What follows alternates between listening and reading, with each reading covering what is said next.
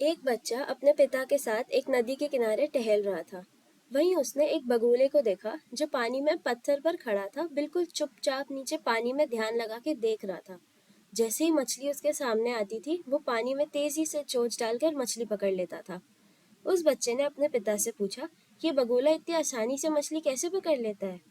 पिता ने उसकी बात सुनकर बोला कि बगुला इतने ध्यान से नीचे देखता है और जैसे ही मछली तैरते हुए आती है वो पकड़ लेता है।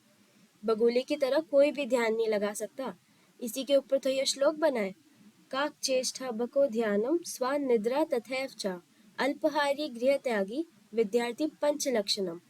किसी भी विद्यार्थी के अंदर यह 5 लक्षण होने चाहिए, तभी वो एक अच्छा विद्यार्थी बन सकता है। बच्चे ने बोला, पिताजी आप मुझे इस श्लोक का मतलब भी तो समझाइए। पिताजी ने कहा, ठीक है। पहला काक चेष्ट था, अर्थात एक विद्यार्थी को एक कौवे की तरह हर तरह से सफलता के लिए चेष्टा करते रहनी चाहिए। जैसे कि तुमने प्यासे कौवे की कहानी में सुना होगा, कौवा घड़े में भरे हुए कम पानी में तब तक पत्थर डालता रहता है जब तक कि घड़े का पानी ऊपर ना आ जाए। दूसरा बको ध्यानम, अर्थात उसका ध्यान पढ़ाई में बिल्कुल इस बगुले की तरह होना चाहिए कि जो कि ध्यान लगाकर पानी में देखता रहा और जैसे ही मछली दिखाई देती है वो चोंच से उसको पकड़ लेता है। तीसरा स्वान निद्रा, अर्थात उसकी नींद एक कुत्ते की तरह होनी चाहिए। जिससे कुत्ता जरा सी आहट सुन के उठ जाता है, वैसे ही एक विद्यार्थी को भी हमेशा चौकन्ना रहना चाहिए।